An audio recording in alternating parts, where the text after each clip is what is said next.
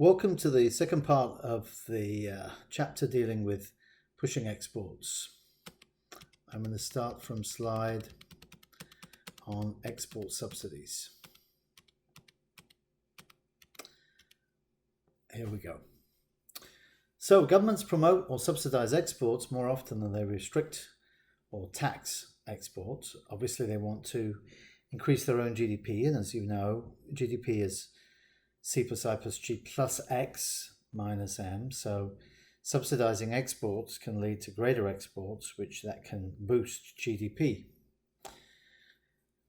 An export subsidy is controversial though, because it violates the kind of norms that we have and violates the rules of international trade. And the WTO does not permit export subsidies unless under pretty specific circumstances, as we shall see. So what does an export subsidy do? Well, it expands exports and production of the subsidized product. That can lower the price paid by foreign buyers, of course, because whatever product they're buying, if it's got an export subsidy on it, then it's subsidized by that foreign government. So it also puts domestic competition under pressure because they're having to compete with products that are already subsidized by foreign governments. By the way, you're probably thinking, who on earth would do this? Well, this was the stated policy of the government of South Korea to expand its industrial base back in the 1980s and 1990s. So it's not that kind of outlandish.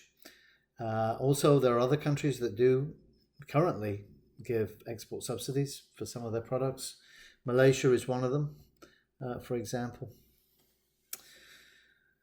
And also, I believe, Saudi Arabia is another one as well. Not for oil, but for other things. So it reduces the net national well-being of the exporting country. Why? Because they're paying for the lower price that foreigners are buying the product at. And so it makes sense right from the beginning to say that, export subsidies are not going to lead to higher world welfare. They're once again interference in the way in which markets work, and as such they're going to lead to lower welfare. So we're going to do three sets of analysis. So let's start with the first, and that is where you have a small country that takes the world price as given. It's small, so its actions cannot impact the world price at all. So the world price is 100 in this diagram, and this is pipe steel, by the way, he's talking about here. The domestic government says we'll give an export subsidy for this product. So notice it's not for the domestic part of the product. It's only if you export the product. That causes the price to rise to 120. Now, why does it rise to 120 even for domestic consumers? Well, the reason why is that if the government's given a subsidy, then the companies are going to take the 100 and collect the subsidy to ship it abroad. Now, domestically, if they're all getting the subsidy anyway, well, they can all increase their prices by the amount of the subsidy, and why not? So if we look at the diagram, you can see that dotted line of the 120. So what does that mean? Well, it means that the consumers of pipe steel in the domestic country are going to lose consumer surplus. What are they going to lose? They're going to lose E and F. Producer surplus, though, is going to increase by E plus F plus G plus H. So that's what the consumer surplus has gone up by. Now, this is a little bit tricky, though, because the government has played the area F, G, and H as a subsidy. As you can see, that's the difference between 100 and 120 for the new amount that's exported, and that's the difference between 190 and 50. So it's 140 times 10, so it's going to be 1,000 times 20, 1,400, double that. It's going to be 2,800. So we've got consumers losing, you've got producers, the domestic producers, gaining E plus F plus G plus H, but the country is losing as a whole because they're losing F plus G plus H. So in fact what happens is that you can see that F changes hands between the suppliers and the consumers and the producers, but then the government pays for that as well, and it also pays for so that's a loss, and also H is a loss because the producers don't get it, but the government's had to pay for it. So F and H is the net loss to the country as a whole. And here's the explanation of that.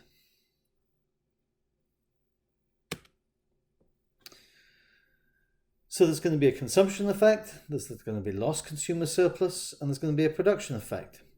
The loss due to encouraging the domestic production, that's a resource cost rather than at the world price. So, the government has to pay for that extra production.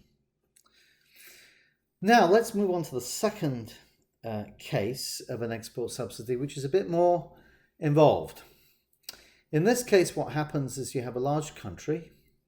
So the country exports the pipes, but by exporting the pipes into the world market, it's increasing the supply of those on the world market, and that therefore lowers the world price. So in this case, because it's a large country, it has an effect on the world price. So we start from the world price being at 100, then the government comes in and subsidizes, but instead of the companies the domestic firms increasing their prices by 20, what happens is that the world price, because of the increase in the supply on the world market, the world price goes down from 100 to 88, and the domestic price goes up from 100 to 108. So now this is a little bit more involved. You can see the amounts that are being exported now. They were the difference between 160 and 70. Now it's the difference between 172 and 62, so 110 is the amount now being exported, in, as you can see from the left-hand side diagram. So let's do the analysis again. From a consumer surplus point of view, the area E plus F is lost. From the domestic supply point of view, area E plus F plus G is gained. So that's a gain of G to the domestic suppliers. Now, the government's had to pay for some of this. So it's had to pay F plus G plus H plus I plus J plus K plus L plus M. So that big rectangle there with a height of 20 and a width of 110. So in other words, the net loss, because the government's basically giving the domestic suppliers of the good that area G, so it's just a transfer. But there's a net loss to the country because they've had to pay that area of F plus I plus J plus K plus L plus M plus H. Now, when we look at that in terms of the international market for pipes, we can see the foreign demand for those imports. So this is just the import. So we start at 90, in equilibrium at 100. And then we move to the export subsidy being imposed. And that leads to that square, that rectangle from 88 to 108 with width of 110 being paid by the government again. So once again, there's just a transfer from domestic producers from domestic government, I should say, to the producers who are gaining from being able to export those products. And of course, the foreign country also gains because the price of in the world market has gone down. So foreign consumers will gain, in this case, N plus R plus T. And that area G, by the way, is lost to the domestic country still. But there's also a kind of an efficiency loss here of U and F plus H here that's lost. So that's what the government has paid for the extra output, but no one's really getting at those two areas. Those are inefficiencies. Now, of course, if you subsidize something enough and it's an import, so if you give an export subsidy to it, then if you give enough money to the producers, then it can become an export. So an export subsidy turns an importable product into an export. So here we can see, this is rather an extreme example, but we can see that originally the world price was 2 per kilo for whatever this is, and the domestic suppliers were producing 40 of it. The world demand for it was 120, so the country was importing basically the difference between 40 and 120, so that'd be 80 units of the product.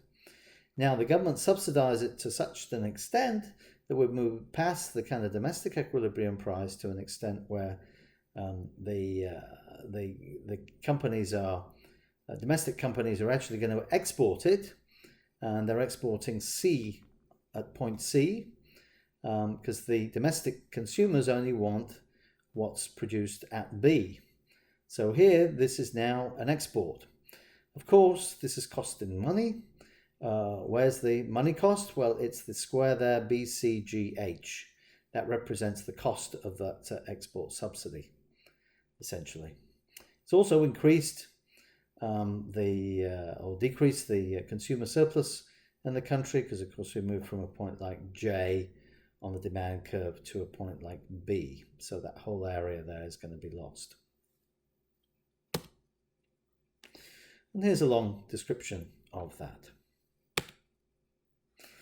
So what are the WTO rules on export subsidies? Well, the WTO rules divide subsidies into two types. Subsidies linked directly to exporting are prohibited, so they're not allowed, except when used by very, very low income developing countries. And they have to basically tell the WTO that they are doing this, otherwise, and this has to be filed with the WTO, otherwise other countries can take countervailing action. Subsidies that are not linked directly to exporting but still have an impact on exports are actionable. So if a country decides to subsidize something and it results in cheaper exports, then that is actionable in the sense that the WTO permits other countries to then take action to protect their own domestic industry. So if an importing country believes a foreign country is using a prohibited subsidy or an actionable subsidy, the importing country can follow one of the two procedures. It can file a complaint with the WTO and try and get that subsidy dropped, in other words, by going through the dispute settlement mechanism. Or it can use a national procedure similar to that used for dumping. So if the importing country can show the existence of a prohibited or actionable subsidy and harm to its industry, it's permitted to impose a countervailing duty, in other words, a tariff on the imports of that country that's imposed the or given the export subsidy to its exporters. Now, you could probably think, well, isn't that a little bit self-defeating? Why would you allow a country to give an export subsidy if the reaction is going to be for the other country then to give a tariff on those products? Well, that's an interesting and good question. So if the exporting country is large enough to influence the world price of the exports, then the export subsidy actually does have an impact on the world market for that, and it has an impact on the price that the importing country pays for these exports that it's receiving. So the importing country benefits from improved terms of trade. Now, I don't think we've done terms of trade, but terms of trade are the prices of exports for that country divided by the prices of the imports for that country. So if imports are lower, that means the price of exports over price of imports goes up. we call that the terms of trade. It means the terms of trade increases. A countervailing duty can reverse those effects, but the importing country is still going to be worse off. So export subsidies are bad for the world as a whole. So imposing the countervailing duty is good for the world as a whole. In other words, it kind of reverses the effect of the export subsidy. And we're going to see that in a diagram here. So let's look at the left-hand side here. And this is the Canadian market for cold rolled steel. And originally, the price of cold rolled steel was $300. So that meant that Canada was importing 200 minus 150, so 150 units of steel. So now let's suppose that an export subsidy is applied by whoever is exporting steel to Canada, say China. So that causes world prices to fall for steel. And now those world prices are now settling in at $250 per ton. Well, that means that Canadian steel demanders here are going to experience an increase in consumer surplus of V plus W plus Y plus Z. It means Canadian producers are going to lose V, aren't they? Because they're going to have to match the world price. That means that there's a net gain to the country of W plus Y plus Z. So the country that's importing the steel that's subsidized is going to benefit. But of course, the domestic consumer producers are going to cry for help from the government, saying, you know, we are hurting here because, you know, there's unfair foreign competition. So the government of Canada can then say, okay, well, we're going to slap on a $50 tariff, and that then increases the price from $250 back to $300. So what that means is that, of course, the tariff basically is going to reduce the amount imported again back to 50. So what does Canada gain? Canada will gain the tariff that is imposed, which is that area Y. Notice that that means that the consumers in Canada will lose W plus C, so they lose that. Notice as well that there's a loss here to the Chinese government that subsidized those things of X, of course. They lose that anyway. But also, there's literally a transfer of that Y going from the Chinese to the Canadians. So basically, what's happened is that the Chinese have subsidized the export of their product, and the Canadians have tariffed it by the same amount.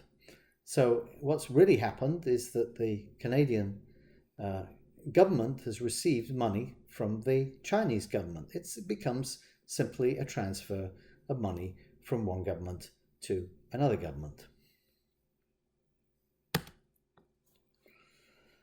Here's the long description. Continuation of that long description. Okay, so export subsidies can be also analysed in a different framework. And this framework is where we don't have kind of perfect competition, so we don't have the usual assumptions of demand supply diagrams where we assume that there are many firms, many consumers, etc. So in this case, we are thinking about an industry that's very oligopolistic. Oligopolistic means that there's just a few competitors in the industry. So if there are just two large firms with a high degree of market power in the industry, and here he's going to use Boeing and Airbus, then we can draw a payoff matrix, which looks like this. Now, for those of you who haven't done any game theory before, this matrix has Boeing on the horizontal kind of rows and Airbus on the vertical columns. So let's just look at the first square there.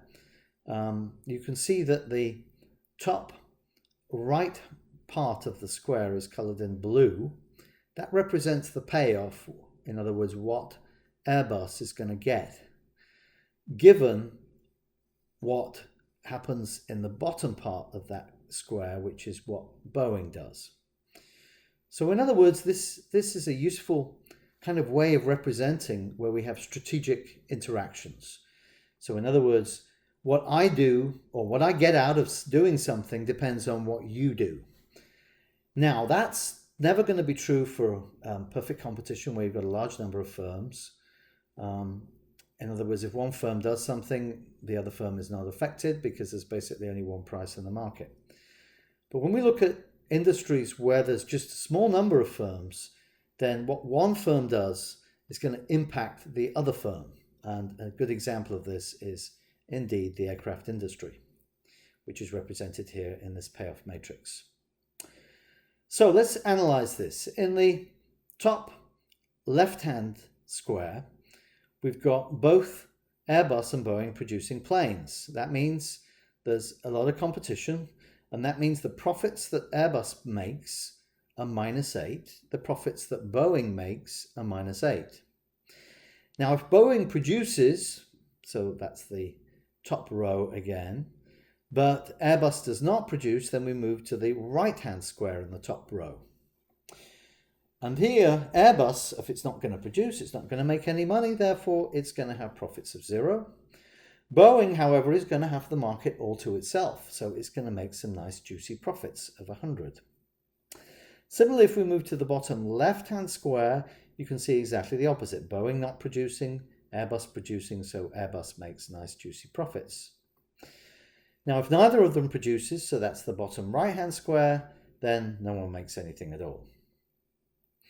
Okay, now let's assume that the Europeans decide to subsidize, as they do, in fact, the Airbus, or Airbuses.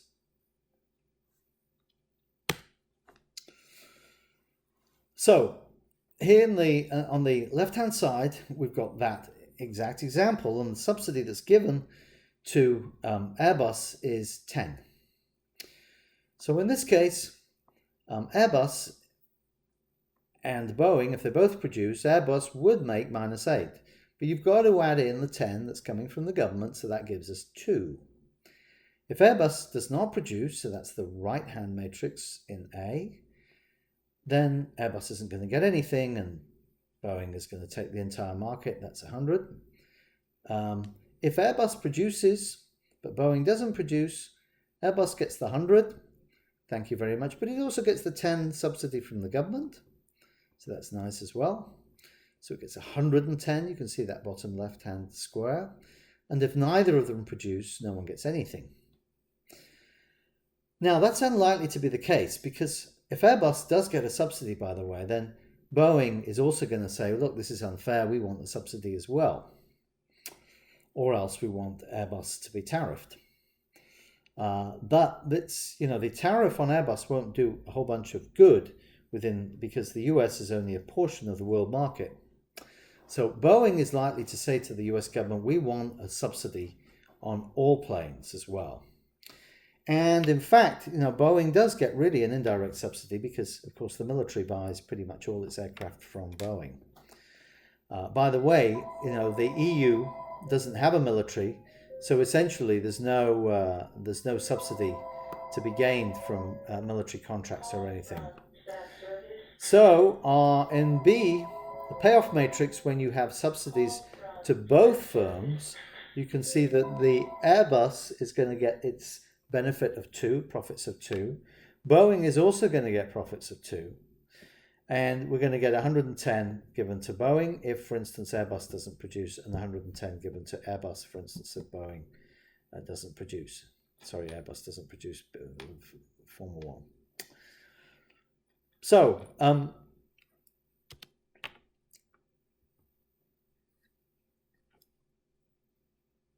the whole world gains, of course, if both produces, because it means prices are low. But the trouble is neither of them makes a profit if that's the case. So here the subsidy means that we end up paying 10 to both Boeing and Airbus, coming from different governments. But on the other hand, prices probably are going to be lower because these are large firms in the world market, and that gives us some consumer gain. We don't know how much, and some of that consumer gain obviously will be in countries other than the EU and the US, in which case the subsidy that goes to Airbus and the subsidies that goes to Boeing is essentially a transfer from the US and the EU to the rest of the world.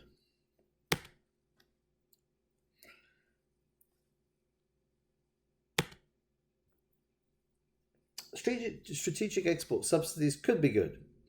For a global oligopoly like the airline industry, a strategic export subsidy could benefit the exporting country by shifting more of the high-price, high-profit foreign sales to its firm. Usually this is the argument, by the way, used by oligopolies firms in oligopolistic industries to justify asking for a subsidy. They say, we need to gain market share. That means, and we need to gain market share. And, we would like to get into this market, which is high price, high profit market. And therefore, would you subsidize us, please? The other country, of course, could counter with an export subsidy for its firm, in which case both the exporting countries are going to end up worse off. The case for giving the subsidy is very, I would say, fragile. And I like the word he uses there. The reason why is that once the subsidy comes into play, then that usually warrants a reaction by the country that's receiving those exports that are being subsidized. So, in many cases when companies go to their governments and say, we want to enter this market, we need your help with the subsidy. This is high profit, it'll bring lots of jobs, etc.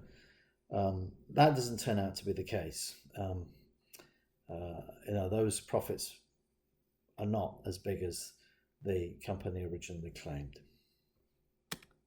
And that is the end of this chapter. Thank you for listening.